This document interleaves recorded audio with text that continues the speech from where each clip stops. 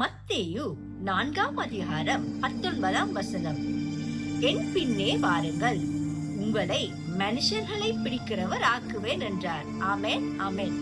தேவன் எங்களை நான் யார், என் பெலன் என்ன, என் பெலவீனம் என்ன, என் தகுதி என்ன என்று பார்த்து எங்களை அழைக்கிறவர் அல்ல. மாறாக அவருடைய மீட்பின் மூலமாக நாங்கள் யாவரும் யாராக மாறப் போகின்றோம் என்ற நோக்கத்தின் அடிப்படையில் மாத்திரமே எங்களை அழைக்கின்ற தேவனாயிருக்கின்றார். ஹல்லேலூயா.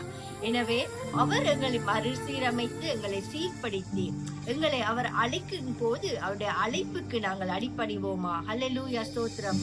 மீன்களை பிடித்தவன் மனுஷனை பிடிக்கவே மாற்றின இயேசு என் படகில் உண்டு.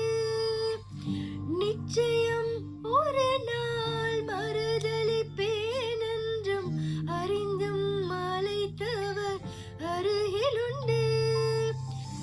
நான் வீசும் வலைகளெல்லாம் வறுமையாய் வந்தாலும் என்னோடு அவர் இருக்க குறையேது.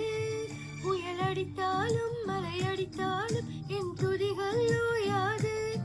கரை தெரியாமல் கண்ணலைந்தாலும் என் துதிகள் ஓயாது.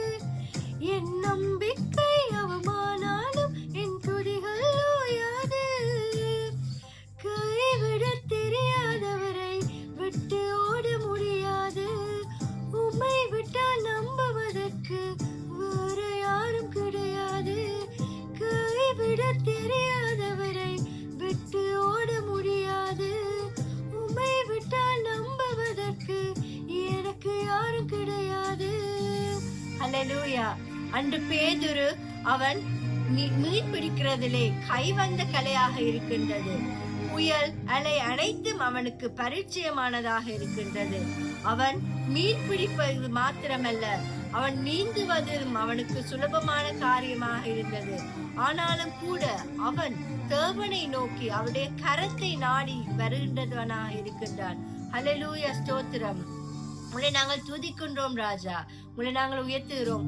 கடலிலே மிதந்திடும் படகை நான் நம்பல, கடல் மீது நடந்தவரை நம்பி வந்தேன்.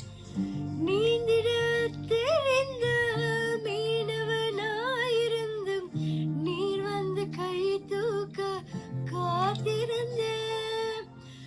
நான் மூலம் செய்த ஊர் பேச விட மாட்டேன். அழைத்தவர் கைவிடன்னு பேச வைத்தேன். புயல் அடித்தாலும் மழை அடித்தாலும் என் துதிகள் ஓயாது. கரை தெரியாமல் கண்ணலைந்தாலும் என் துதிகள் ஓயாது. என் நம்பிக்கை அவமானாலும் என் துதிகள் ஓயாது.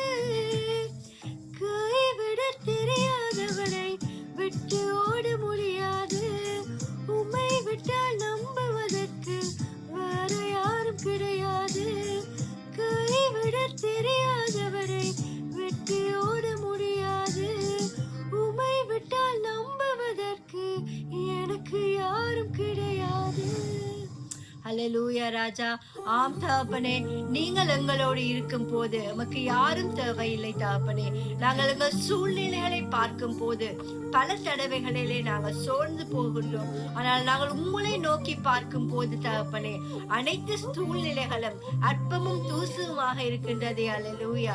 அதற்காக நாங்கள் உங்களுக்கு நன்றி என்று சொல்லுகிறோம். தொடர்ந்து நீங்கள் எங்களோடு கூட வந்து தகப்பனே, எங்களை நீங்கள் சூழ்நிலைகளுக்கு அப்பால் நீங்க வழி நடத்துகிற தேவனாய் இருக்கிறபடியால் நன்றியோடு உங்களை துதித்து உங்களை நாங்கள் ஸ்தோத்தரிக்கிறோம்.